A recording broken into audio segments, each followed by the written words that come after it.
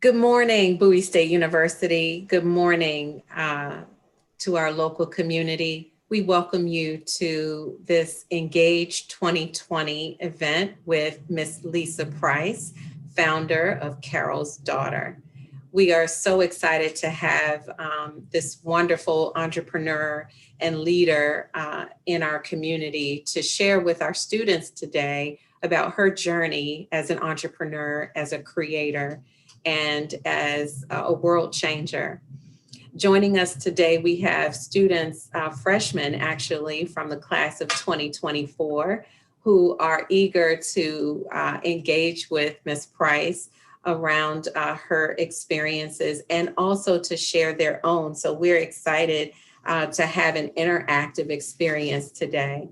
This particular event, we wanted to invite Ms. Price because we have a learning experience that's connected to psychology, to chemistry, to biology. And we have some students who are working on a project. So I would like to turn this over to Dr. Taisha Burks, who will tell you more about that project and the connections that we have to Carol's Daughter and other products in our atmosphere. Good morning. I am Taisha Burks, an assistant professor at Bowie State University in the Department of Natural Sciences. So this year, our campus community was involved and engaged in looking at social justice, entrepreneurship, and civil engagement. So I was tasked with trying to see how can we fit the natural sciences in. So the most obvious fit was to look from a chemical/biological standpoint on everyday products. And so as you can see, I am a natural hairist and a lot of students are, and we try product after product, wasting money after money trying to find the perfect one. So students were tasked to identify a product that they use that they think like it's good, but it can be better, and to investigate the ingredients, the effects it have on the body, and which product or chemicals they would take out of the product to make it better. So this was called formulating a better product. And so now they are making a campaign or a commercial to advertise their product to see if it would garner some support from their community. So I am excited to have Ms. Price here because this is definitely in line with what we have our students doing. And so they are adapting this entrepreneur mindset and understanding that they can challenge the status quo and that just because something exists now doesn't mean that there's no room for them on the market. So I am excited to hear all that she has to say, and I really hope the students take away some good gems from this. So thank you and welcome. Thank you. Thank you so much, Dr. Burks. We're really excited to have your leadership on that project. And as you said, we do have Miss Lisa Price here. I'm going to do some excerpts from her bio so that you have a sense of who she is. Lisa Price's journey begins like that of many entrepreneurs with curiosity and determination, mixed with moments of panic and a resounding belief that products were made with love and delivered. And I'm sorry, belief that products were made with love and delivered on their promise that they would find their following out in the community. It was a company born of Price's love for fragrance and a passion for scent alchemy that formed the foundation of her high-performing products. More than a quarter of a century later, even amid massive industry disruption, new company leadership, and acquisition by L'Oreal, Carol's Daughter continues to thrive and remain relevant in an industry where brands come and go as quickly as trends change. Price was featured in the film She Did That in 2019 and is the recipient of numerous awards, including the National Black MBA Association's Entrepreneur of the Year Award in 2000, the Working Woman Magazine's Entrepreneurial Excellence Award 2001, and a Cosmetic Executive Women Achiever Award in 2010. She is also the author of Success Never Smelled So Sweet, a memoir that chronicles her transformation from a young Black woman deep in debt to president of a paradigm-changing business. Price and her husband Gordon have 2 sons and a daughter and still live in Brooklyn, where she can, when she can find the time, she enjoys going to the beach, reading, crocheting, knitting, and watching movies. So just a regular a regular lady who did amazing things. That is very inspirational, because that means if you can knit and crochet and be a boss, you can do it too. So thank you so much for being with us. Our student, we have a student with us today, Miss Shana Thompson. Shana will lead our interview and our conversation today. And Shana will engage with you, Ms. Price, and we invite you to ask us some questions. The students would love to be known by you and to know your curiosities about them. So as we go through this format, we'll invite students to respond. Students, if you want to respond to a question that Ms. Price poses, please indicate that in the chat, and we'll ask you to either cam up or unmute yourselves according to the order in which you respond. So without further ado, I'm going to be quiet and allow Ms. Shana to introduce herself and get us started with this session. Thank you, Ms. Turner. So good morning, Ms. Price. My name is Shana Thompson. I'm a freshman student and I am a chemistry major. And thank you so much for coming today, because I really have a lot of interest in chemistry and like cosmetics. So I plan on like going into cosmetic chemistry later on after I go to graduate school. And I just want to thank you so much for this opportunity to get to talk to you. So my first question for you is to really just tell us about your upbringing and your educational background. Like, did you enjoy school and were you a good student? First, I want to say thank you for having me be a part of this. I like the idea that, you know, even though we're not able to be in person, it does feel very intimate to have such a small group of students and to hear directly from you. One of the things that I don't like about public speaking is when I just have to deliver a speech, because then I feel like I got to be funny, I got to keep it moving, I can't ramble. And I always think to myself, did I cover everything? Did I answer all of their questions? So having you pose questions to me makes me feel so much more at ease, because I know that I'm going to talk about exactly what you want to hear. Now, with regard to my education and whether or not I was a good student, I was a very good student. I actually started high school a lot earlier than most kids do. Typically, you start high school at 14, and I started high school at 12, which meant that when it was time for me to graduate high school, I was 16. I turned 16 1 month before graduation. But then that also meant that when I was looking at colleges and trying to decide what I would do for the rest of my life, I was 14 and 15. Who knows at 14 and 15 what they're going to do for the rest of their lives? And I took direction from my dad, who really, really wanted to be a lawyer when he was young and didn't have that opportunity until much later in life to go to law school. So at the point that I was entering college, he had not yet fulfilled that dream for himself. And unfortunately, it was my dad's dream and not mine. And I ended up getting accepted into an accelerated program, which would have, if I had completed it, given me my bachelor's degree and my Juris Doctorate within 6 years. But I was 16. So it was a bit too much for me to manage. And I ended up being a dropout. And for a very, very long time, I carried a lot of guilt behind that, because I was always the perfect student, the honor student, no grade below 90. In fact, a 90 wasn't even acceptable. It had to be 95 or above, and very much a perfectionist. And that was my first experience with what I perceived to be failure. But as I grew within my career before being an entrepreneur. And then as I grew as an entrepreneur and then became a parent, I realized that this guilt that I was carrying around really didn't have a place. It wasn't something I had done wrong. I wasn't ready. I didn't know what to choose. I didn't know what my path would be. And that wasn't my path. I think I would be a terrible lawyer.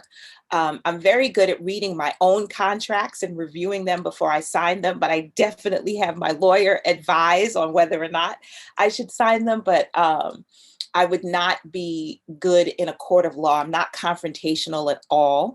I'd want to mediate and discuss things behind the scenes and work it out.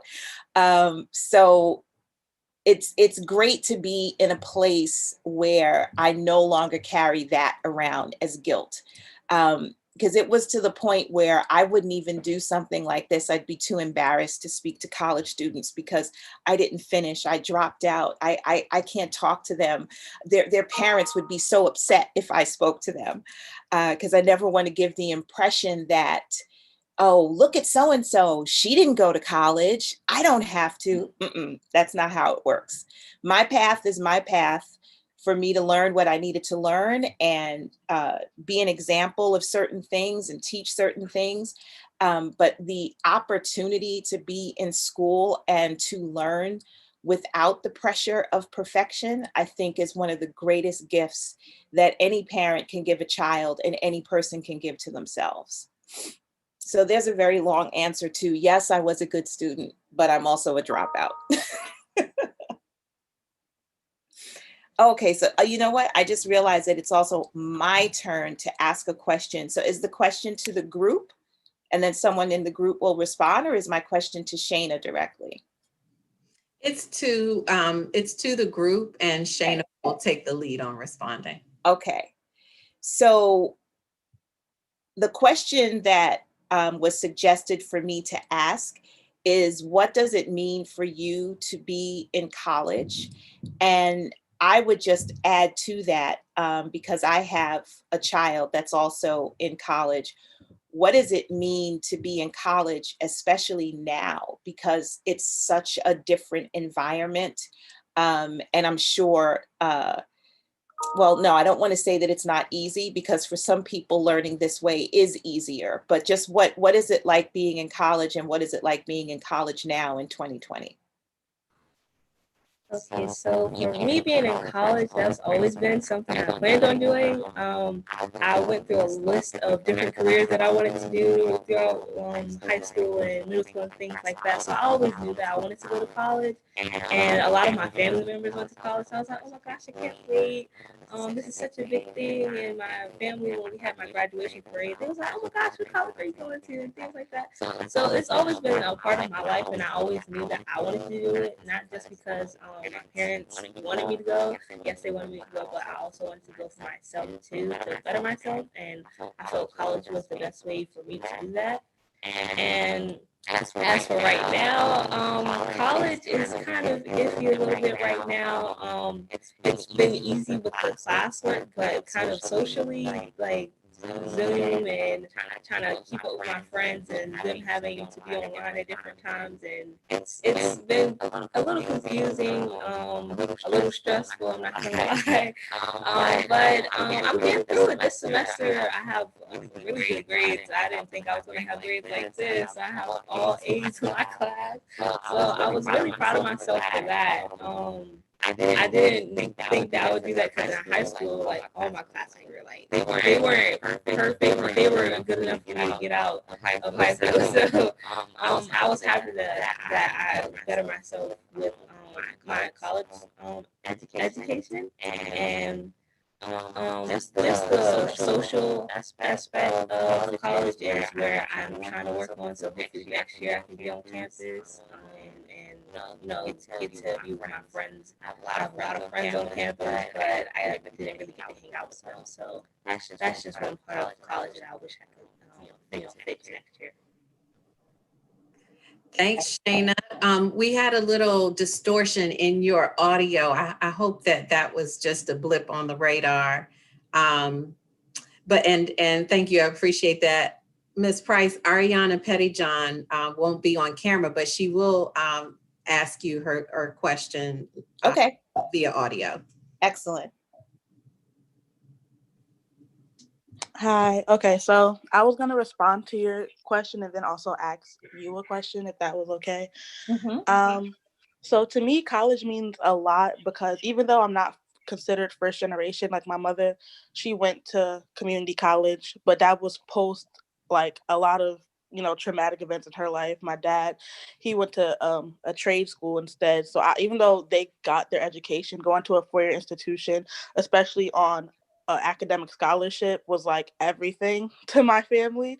So a Mhm. lot of my cousins, my younger cousins and siblings, they look up to me. Like I have family members always asking me, okay, where do I apply? What do I do? How do I get to honors programs? I really want to go to HBCU, but I heard they don't have any money. So what do I do? Like I'm kind of like the, what is it called? Not the gatekeeper, but the person that they ask all the time for Right. information like that, which is great. It can be overwhelming sometimes because I'm like, dang, now I can't mess up. Like, I have a lot of people looking at me. I can't let this slip. But overall, it's been a great experience, especially I'm a sophomore now. So Okay. I was able to have my freshman year and I met amazing people. I really feel like lifelong connections and lifelong friends. So that aspect of college is really pivotal. And it's unfortunate now that the freshmen can't really have that because a lot of them aren't on campus. But college to me isn't just about the grades you make. It's also about the connections you make along the way. So yeah, that's how I feel about it. And my question was to you was, as a Black woman Mhm. in a field like yours, have you ever had any not pushback, but any they tend to try to make us seem like we're these angry, human beings. Like they have this kind of mindset of what we are before we even step in a room. How has that affected you in your career? That's a great question, Ariana, and we'll have a chance also to get into that. So if you want to keep this response briefer, and then you'll have another opportunity to go deeper. Sure. What is most impactful about the question that you asked is not so much whether or not I have personal stories to share about racism or assumptions that people make before I walk into a room. The most important important part of that question is the fact that as a Black woman, you have to ask it, which is something that your white counterparts do not have to do because that is not a part of their reality. So the fact that you think about it, you have to ask the question, you're curious what my story might be that I could share, or how did I overcome something, is an extra burden that you walk around with and just kind of accept. And all of us walk around with it and accept because it's just the nature of being Black in America. And I very, very much look forward to the day, I may not be alive, but I look forward to the day when that no longer has to be a part of our existence. But I point it out because I want you to recognize that whenever you do something, whenever you achieve something, you're doing it with an extra burden and with extra work and extra finesse and extra language and code switching and having to be different, which your white counterparts do not have to do. So there's always an opportunity for you to do this to yourself. The world is not necessarily going to do it for you, but you remember to do it for yourself. Just look at yourself in the mirror in the morning every now and then and say, girl, I know how hard you've been working. I know how difficult this is. This is not easy, but you got this, and I'm there with you, and we can do this together, because you need to big yourself up, because other people are just not going to do it for you. Your sisters will, your aunties will, your moms, your godmoms, but the world is not going to recognize that you have to work harder. You got to look over your shoulder a bit more. You got to get there earlier. You got to study more, because before you even open your mouth, they've already decided who you are. Thank you so much. Shayna, as Shayna is coming back in, I think, yeah, she's probably going to cam up in just a moment here. She's having some technical difficulties. I want to share with you a couple of the comments that we have in the chat. One from Chakwudi, that college means a lot because my father went to college and got a great degree. Also, where I come from, a lot of people don't go to college and go to the street. So thank you so much, Chakwudi, for that. Shayna, are you ready for our next question? Yes, sorry about that. So for Ms. Price, for the next question, I wanted to ask you, so why did you start making hair care products, and what was your inspiration to start Carol's Daughter? And is this your gift to the world? Like, is this little magic you for us? Well, Carol's Daughter started as a body care company. And it started out of my love for fragrance. I have adored fragrance for as long as I can remember. I have memories as young as the age of 5, just being completely taken with fragrance. And it is something that's very much a part of my life. When I prepare and I get dressed, I don't just think about my outfit or my hair or my earrings. I also think about what scent am I going to wear. It sets my tone and my mood. If I'm feeling sad, I'll pick something to uplift me. If I feel anxious, I'll pick something that calms me. And I started making body products in my kitchen as a hobby because I had really dry skin and I was making my own fragrances and I wanted to have products that I could scent with my scents. And maybe after 2 or 3 years of doing it as a hobby and giving it away to friends and family, my mom said, "Oh, you should sell at the church flea market that's coming up in 2 weeks." And I sold at that flea market and I sold out of what I brought with me. And someone handed me a flyer for a craft fair the following weekend. And before I knew it, I ended up spending the summer of 1993 in New York on Brooklyn streets at different craft fairs and expos selling my products, which then led to when it was cold outside and those types of things weren't happening, people needed to refill. So they called me like, "Hey, where can I get more of that cream? Is there a store that has your stuff?" And I'm like, "No, but I guess you could come to my apartment and I'll make you some." And it just continued to grow from there. And it was customers asking me to make hair care that got me into making hair care. And now I'm known for that more than anything, but it started out as body. So that's a really good tip. Listen to your customers, give them what they want, do the research because the customer is always right.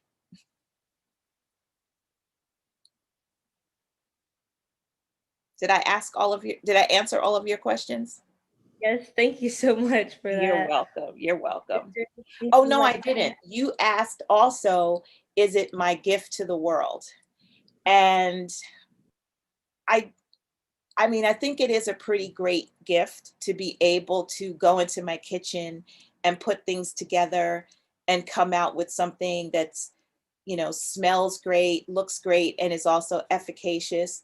But I think my gift may be in just living my life and being that storyteller and being an example to others.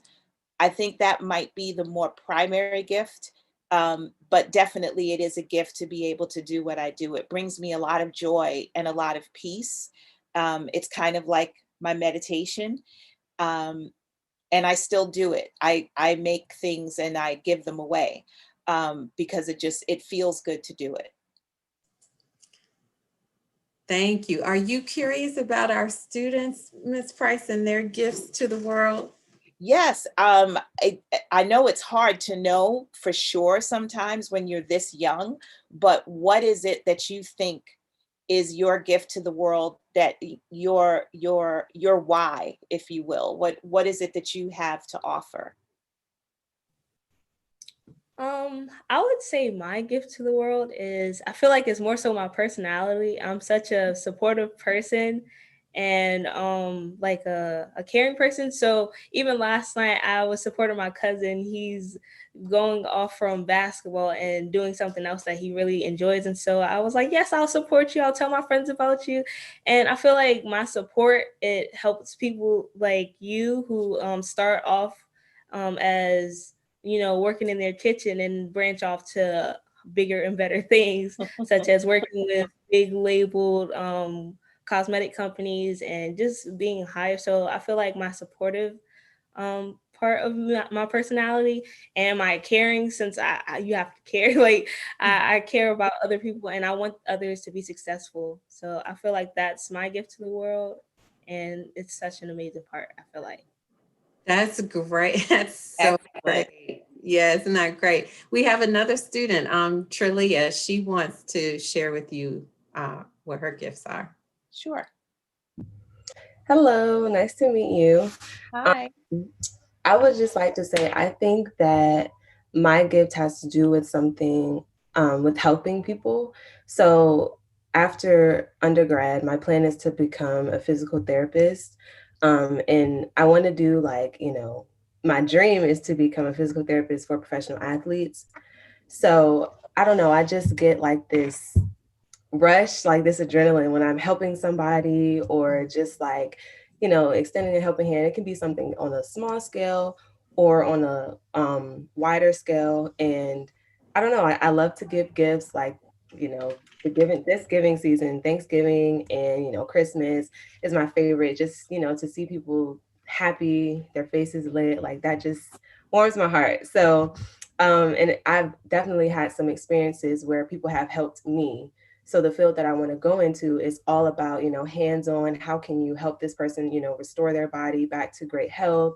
I've had injuries. I've been in physical therapy for years for certain things. So it's like, if I have experienced such great care and such great help from amazing individuals, how can I pour what I've learned back into the world, into other people as well? So, yes. Beautiful. That's so great. And we have one, we'll have take one more from Amaya. She'd like to respond as well. Hello, everybody. My name is Amaya Brown, and similar to Trelea, my gift to the world has to do with my profession. I'm very grateful that my senior year of high school, like I confirmed that this was my passion, that I wouldn't be a student at college who was changing their major. I'm a psychology major, also on a pre-medical track, and I have aspirations to be a psychiatrist. The mental health field in general, we don't have enough doctors, especially we don't have enough culturally competent doctors, someone who's Black and shares a unique experience for potential clients or patients. Yeah. Psychiatrists don't typically operate how they have in years past, so they don't practice psychotherapy. A psychologist has more therapy training than a medical doctor, which I want to practice psychotherapy. I have dreams and aspirations of impacting more than just my clients or my patients. I want to have a world impact and make mental health a discussion in our household when it hasn't been. So that's my passion. That is fantastic. And I love that you have such you guys know what it is that is your passion, and your passion is what will drive you. Your passion is the thing that you do because you love it. Your job is something that you do to get a check. So when your job can be your passion, you don't really work because it's your mission. And the check is kind of like the byproduct of doing what you love. So knowing it this early is fantastic, and I wish you all the luck in being able to pursue that. That's so great. Shayna, what's next? That is great. Thank you. Yes, these are amazing responses. Okay, so Miss Price, we read that one of the most special things about you is Lisa, Carol's daughter. What role did family and friends play in your ability to launch your company? Oh my goodness, I don't know where I would be without them. My mother, Carol, was the youngest of 7. And her brothers and sisters grew up very close knit, and they raised their children, me and all of my cousins, very close as well. And we all grew up more like brothers and sisters than cousins. And we grew up supporting each other and helping each other. If someone was moving, there was a crew that was at the place, either cleaning up the new place, packing up the old place, getting people settled. You know, oh, I'll bring some pots. I've got extra dishes. You know, Joni's going to bring some sandwiches for us to eat. And it was always this collaborative family affair. So I grew up understanding the importance of teamwork. And in building my company, I tended to look at my employees as family and all of us as a big family trying to achieve a goal. And while we have different roles and responsibilities and titles within the company, there is no company unless we're all coming together and we're all sitting at the table and tackling problems together. You know, so the same way on that moving day, there may have been 2 people deployed to the kitchen, another person deployed to the bathroom. If we all don't work collectively, at the end of the day, the person's not going to be successfully moved into this new apartment. So it's more about the work of us than it is one individual person. So I really appreciate coming up in that environment because I never lose the sight of team. And even though there are a lot of things that I've done as an entrepreneur where technically I am the one out in front, or it's my money on the line, or my integrity on the line, or whatever, or it's up to me to close the deal, I never feel alone. Even though technically I'm the only person standing there, I can feel all of these people behind me. That's amazing, Ms. Price. That, Oh, thank you. yeah, that next question that suggested, you can do whatever you want with that based on what you have. Well, it's a pretty good one. The question is, what is one special thing about you? Finish the sentence, I am. But I'm going to challenge you for it to be really short, not a whole paragraph, but that thing that if somebody said, what is special about you? And I would say for me, I am courageous. Okay, so for me, thinking about that, I want to say I am growing, and I say that because sometimes I can kind of be hard on myself on when I make mistakes and when I mess up, or even when I'm thinking about my future and what I want to do. And I say I am growing because that gives me the chance to understand and not put too much pressure on myself, you know? So when I say I am growing, I'm like, okay, Shanna, you don't have to know the exact answer, or you don't have to be perfect, or you can mess up. It's okay. You're continuing to grow. You're going to make mistakes on the way. You don't have to know exactly what you want to do. You could just do something you love, and you can grow while doing that. So I say I am growing. Very good. And I saw in the chat, I am resilient, somebody said, which is really great. Does anybody else want to share their I am? Oh, I am passionate. Wonderful. I love that. Those are things you should put up so you see them.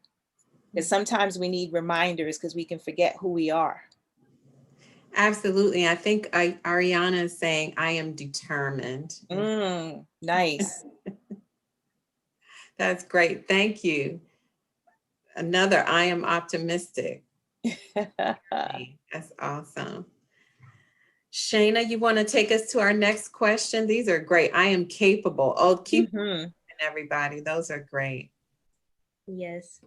So, Miss Price, what were the most significant challenges you faced during the process of becoming a household brand? Okay. Well, we don't have enough time today to go into all of the things that happen when somebody is trying to build a brand, for sure. But whether you're building a brand, building a business, building a career, building your life, you're going to encounter obstacles, and that just is what it is. And we can't make that go away. And we can do all of the research possible, and we can read books and study and everything, and life is just going to happen. And the biggest obstacle that I believe I faced was myself, my own doubts, and my own fear. And once I learned that there were certain things that I really couldn't change, and accepted that I couldn't change those things, but I could change how I react to them, then it felt as if I had taken back the power.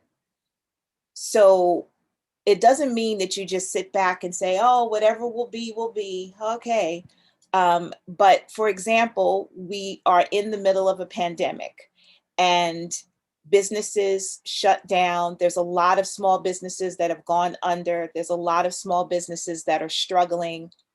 And there really isn't anything that those people can do to fix it.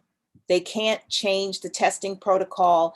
They can't change the trajectory of illnesses. They can't add hospital beds where there are none. And they might not be able to save their business, but it doesn't mean that it's their failure, and it doesn't mean that it's their fault. But what they can control is how they move forward. What do they do next? What is the best plan? If they have to close up, what's the best way to do that? How do they preserve whatever money they do have? How do they take care of their employees? And when you focus on what you can control and how you respond to something, it's healthier for you, and you learn more in the process, because you don't really learn much from, oh, I failed, I messed up, I'm so stupid, I should have never tried, I should have never started, I knew I would screw this up. You don't learn anything from that place, but you learn from, this thing happened. Could I have foreseen it?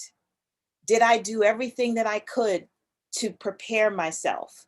What do I do the next time?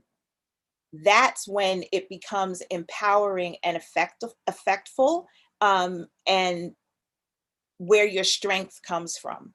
So that's how I've chosen to look at it.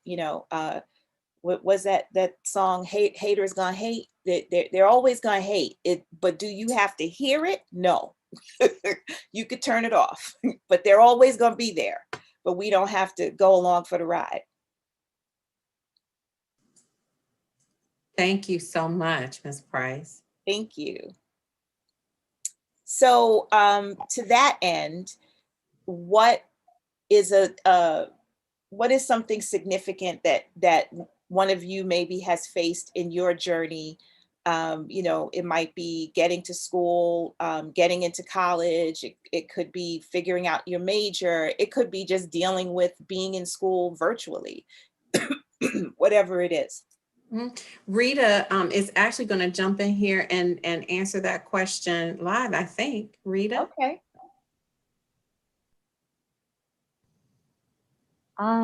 Yeah, okay. I don't know if I did that right, but You yeah, did. I Yes. You did. yeah, I think difficult things. I'm getting a second degree right now, and I was a bio major from Bowie before they had the chemistry program. So it's been really difficult going from chemistry into like graduate studies or going from biology into graduate studies for chemistry. It's been kind of hard. Yep. Mm. It sounds like the type of thing where 5 years from now, you're going to say, oh, it was hard, but I'm so glad that I stuck with it and did it. And when you overcome those types of things, they're the things that prepare you for the next obstacle, because then you feel a little bit more confident because you tackled something difficult before. Totally agree with you. That's awesome. Thank you. Shayna, you want to take us to our next question? Oh, yes.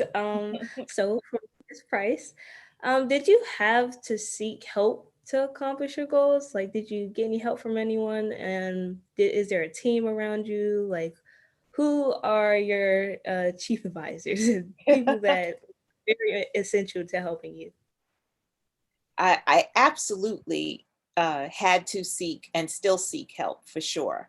I don't think anybody achieves anything without some help from somewhere.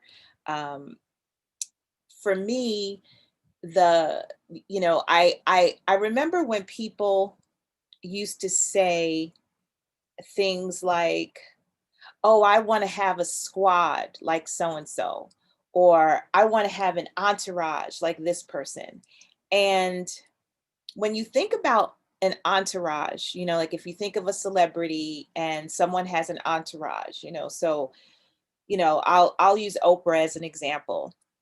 If Oprah is showing up at an event, there's a PR person that probably coordinated and set things up and is running point, and that person's going to be present. There is a chief of staff, an assistant type person that may be present. There could be 1, 2, maybe 3 security guards, depending on how crowded the event is going to be. Those people are her entourage. And I'm not saying that she doesn't care about these people or have, deep relationships with them. But when we're on the outside and we look at that, we think that that's the squad. And we think that that is the signal of success when you have an entourage. When the reality is all of those people are being paid by that person. So that is not the squad, if you will. That's the people who are on payroll who have designated jobs that they have to do. The squad are people like Gail and Stedman, your ride or dies, the people that do things for you without expecting to get something in return. And sometimes those people may also be on payroll, but often they're not. And they are the ones who, when you are feeling awful and feeling like a failure, and you just want to call them up and vent and complain and talk, they let you do it for a little while. And they say, girl, I know. But then after a while, they're like, you done now? You ready to move on? Because you still got work to do. And I let you have your 5 minutes, but let's go. That's your squad. And I absolutely have those people in my life and am so grateful to them because they've talked me in off the ledge many times. But as you grow your brands and your businesses and your network, you have to remember to discern, this is the squad, these are the people I'm paying. Very different, very different.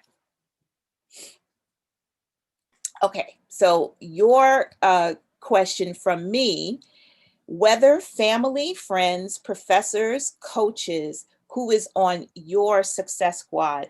And most importantly, are you comfortable asking for help? Because I'll admit that was really hard for me to learn how to do. I had to learn how to recognize, oh, I'm not supposed to know everything. Duh. I'm not supposed to be omniscient and omnipotent because I'm not God. So yes, I need help.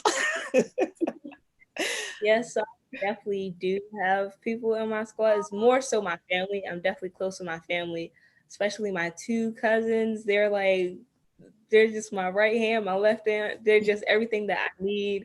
Oh, she could be a therapist, both of them therapists. They could be my coach. They're everything to me. And they give the best advice for me. So they're really my squad along with my other family. And I'm not really comfortable asking for help, but when I know that it's to a point where I can't do it without asking for help, I'm like, Shana, you gotta put your pride to the side, start asking for help because you need help. And it's something that I've been trying to work on, especially like with my assignments for school. My mom was like, Shana, if you need help, you can always help me, or you can always ask for help. And I'm like, I'm okay. Like, I don't want your help right now. And she's like, look, she don't want me to help her. That's on her. I was like, well, I'll ask what I needed.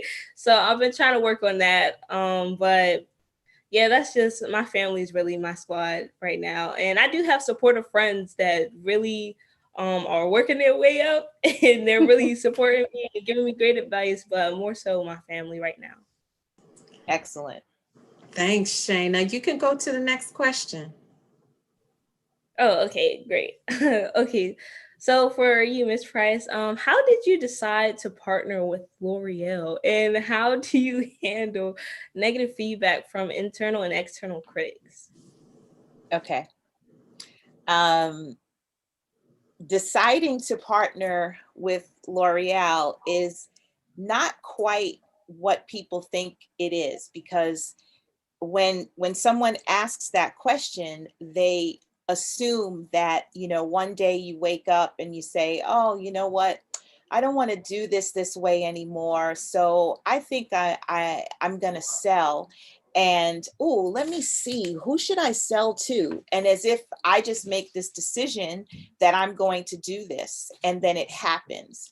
And the way that business works is people form businesses and form brands, and sometimes they form them with the intent of selling to someone else later, and then take the money from that and start something else. And then some people start something and it's a bit unexpected how successful it is, and how popular it is. And then offers come to them.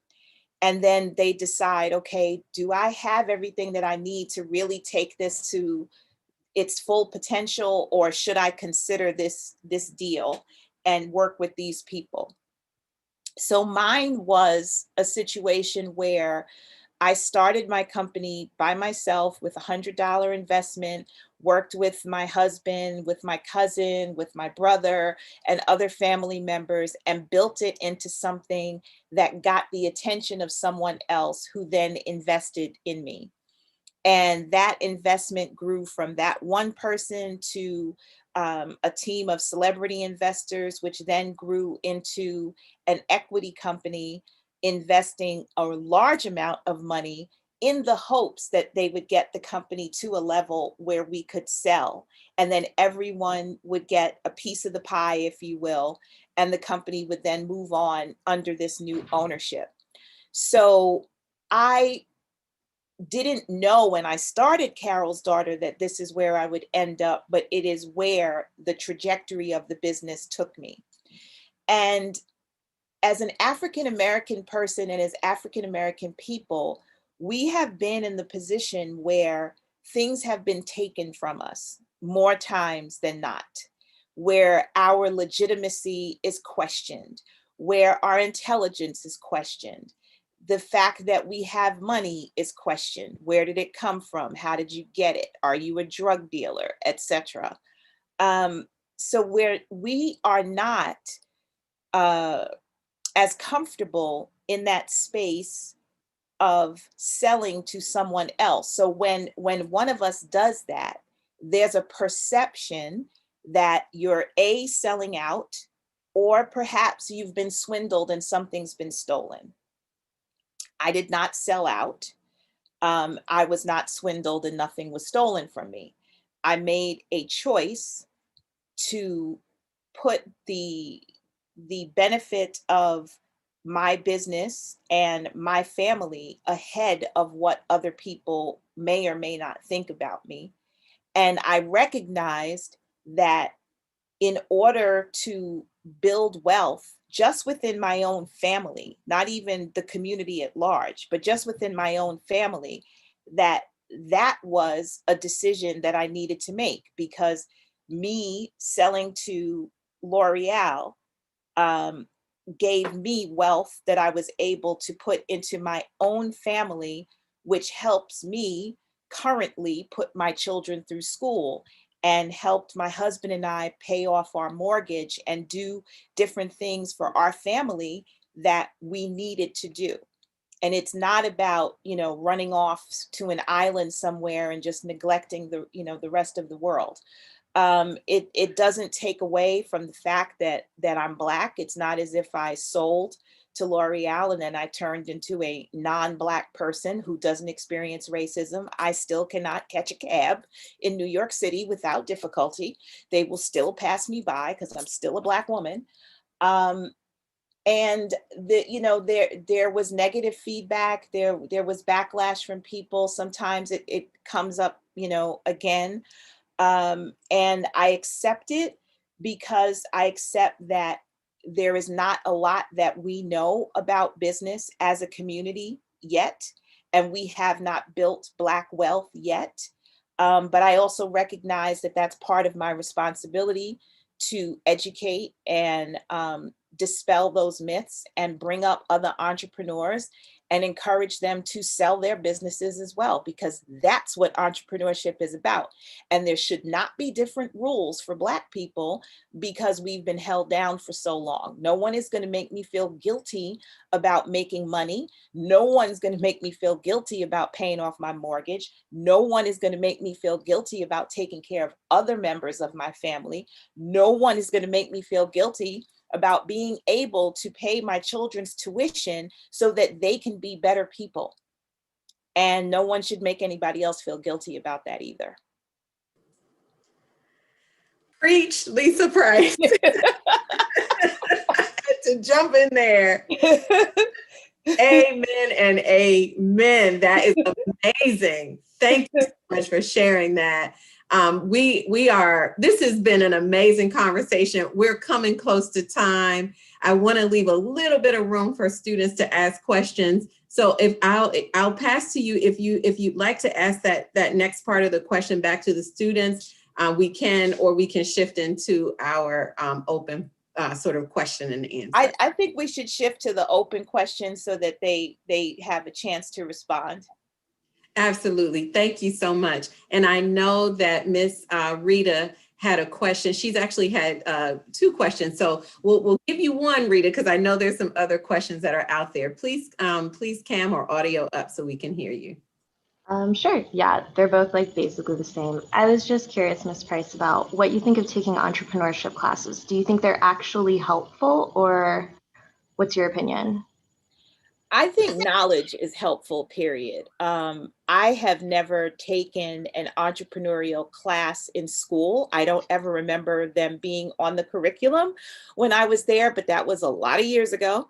But I do take online classes. I do, tune into different lectures. I read books because I just feel like there's always something that you can learn. And I particularly love hearing someone else's story because it's not so much about wanting to do what they did, but just understanding how they navigated certain things. And you may find common threads and learn from how they got there. Okay, thank you very much. You're welcome. Thank you. Trelia, I think you asked a question earlier. I lost my chat from earlier, but if you have a question, feel free to audio up and cam up. Oh no, you can, I'll let somebody else ask. It's okay. The floor is yours.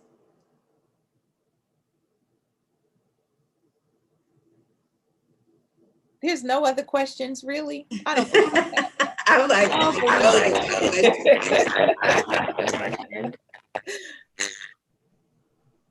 I have one question. Go ahead, Shayna. Shayna. Oh, and now I sound like a master. I don't know what's happening here. We're having some audio difficulties. Miss Wedderburn, I don't know if there's something. Oh no, you're okay now. I think it might have been Shayna's audio. Yes. I have to bring her back. So if there is a student who has a question, you can cam up and come forward. We have just about a minute or so left, so we'll give you an opportunity to do that. Daniel, would you like to offer a question?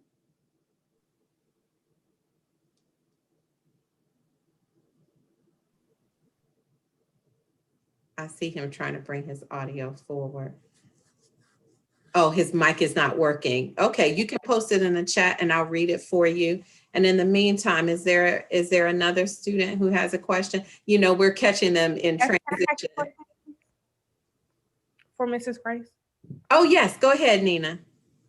Hi, Mrs. Price. I just wanted to start off by saying I have used your products before and I like them. So, Oh, thank you. yeah, I'm a natural, so I appreciate that. As far as the process, which I heard you talk a little bit about L'Oreal. As far as the process which you working with L'Oreal, was there well, I don't want to say was there an option, like how did you feel about working with them versus selling your product to them, or working on the product as your own, like continuing just selling the product by yourself? If that question makes sense, I'm sorry. It does make sense. But at the time that the L'Oreal conversation came up, it wasn't me by myself with the company. I had investors, and the type of investors that I had are the ones that come into a business, they help to build it to a certain size, and then they look to sell it along with you, and then everybody gets to benefit from that. So that was a relationship that was at the point where the investors are like, okay, I think we've done all the good that we can do. I think now is the time for us to sell. So in selling, what was critical to me was keeping my team together, which I did, keeping myself involved within the company, and I still am. I still run the business day to day and have for the past 6 years since the acquisition. And, you know, just keeping the integrity of the products and the DNA of the brand, that was what was critical. And it was remarkable to be able to take those 42 people with me that helped to build that brand into this new venture. That was the best part, honestly. Thank you. And also, and speaking of integrity, that was my next question. I noticed that over the years, another brand, Shea Moisture, like I feel like the products and ingredients have changed. So how did you feel as far as selling your product to L'Oreal about the integrity and the ingredients staying the same? Like, how did you feel about that? Did you have any concerns or worries? Yeah, that's natural. Honestly, the ingredients, you know, I can't really speak personally for Shea Moisture because I don't work there. But I do understand how this business works. And sometimes what we perceive as consumers to be an ingredient shift is more the business becoming larger, being regulated more, learning more what they have to say and how they have to say it, so that an ingredient label looks different than it did in the beginning. So, for example, if someone is in their home today and they make a soap and they write down that they have saponified olive oil, saponified coconut oil, shea butter, and fragrance on their label, today, to the best of their knowledge, that is what they use to make that soap.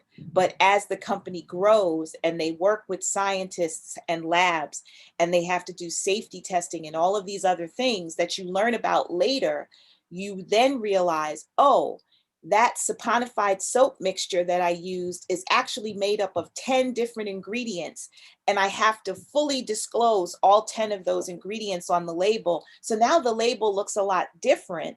And as a consumer, you say, oh my goodness, it used to just say saponified olive oil, and now it says all this other stuff I can't pronounce.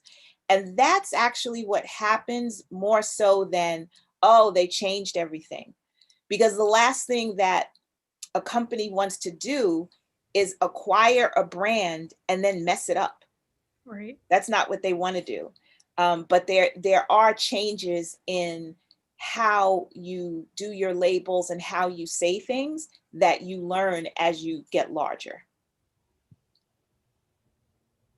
Thank you. Thank you so much for that response. Ms. Price, I want to acknowledge that we are at 12:01. We do have one more, I think, really amazing question that will help us exit. Would that be okay? Sure. Yes, As a it's final totally question? fine. Yeah. Okay, thank you. And this is from Daniel O. Or at least that's the label on their chat. So I will assume this is Daniel. And the question is, as an African American woman that is also successful, it's a throwback to the former question. Even though your area of work is probably mainly full of other women, have there been any issues you've seen with you being seen for your true value? I think is the question. Not only as a woman, but as an African American, have you been acknowledged for your true value?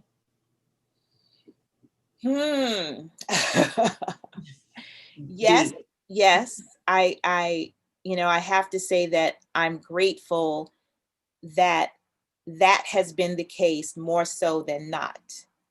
But there have been times when people will make assumptions that they can get over on you.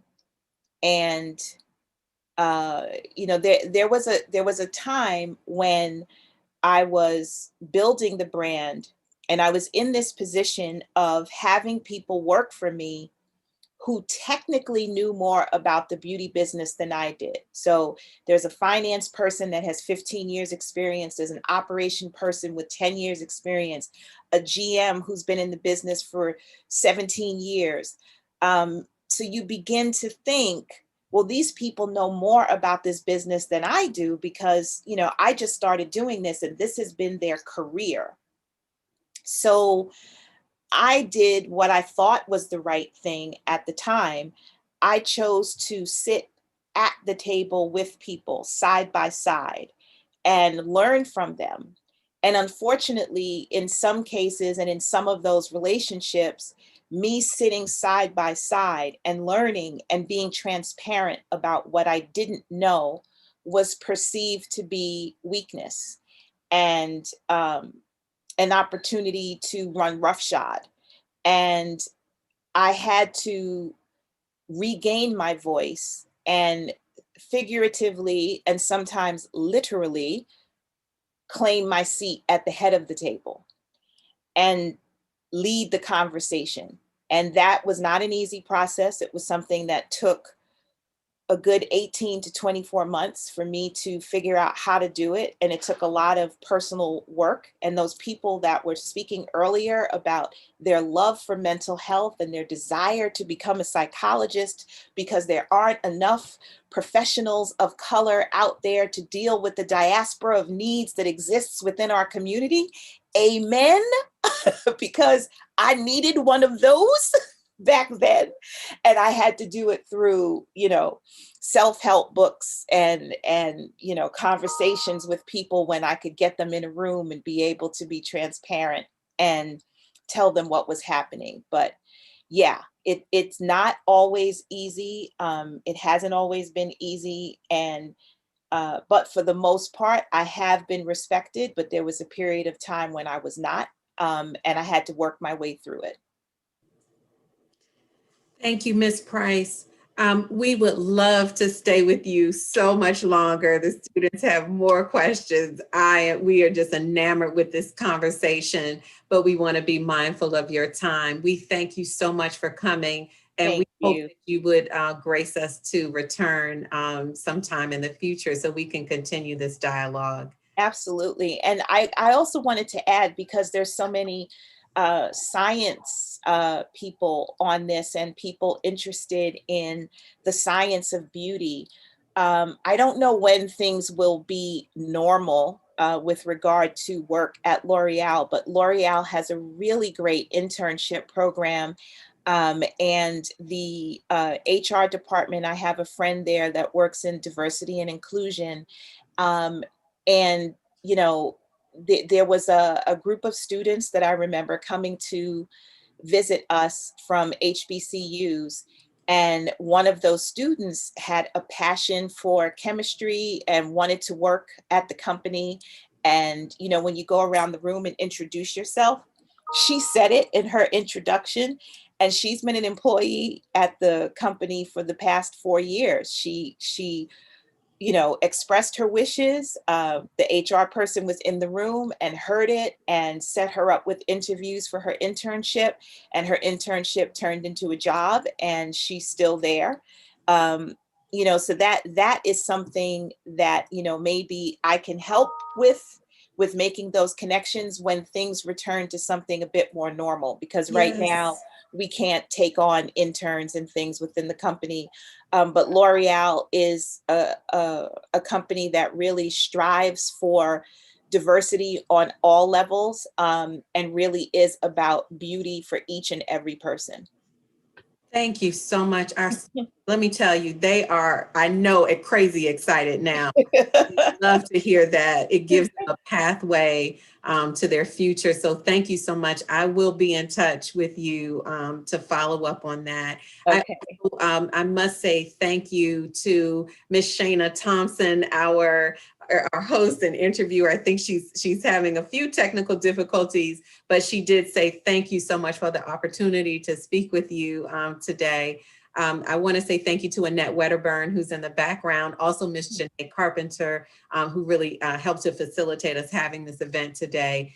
To Dr. Taisha Burks, Dr. Devin Gillette is on the call as well. We didn't get a chance to see her, but these are some amazing professors here at Bowie State University who are helping our students to become their best. And as they're looking at you to hopefully be able to follow in your footsteps. So thank you for blazing the trail. Thank you. Thanks for having me. And shout out to the well-behaved baby with the adorable cheeks. Every now and then I just look up in that corner like there's those cheeks. That's excellent.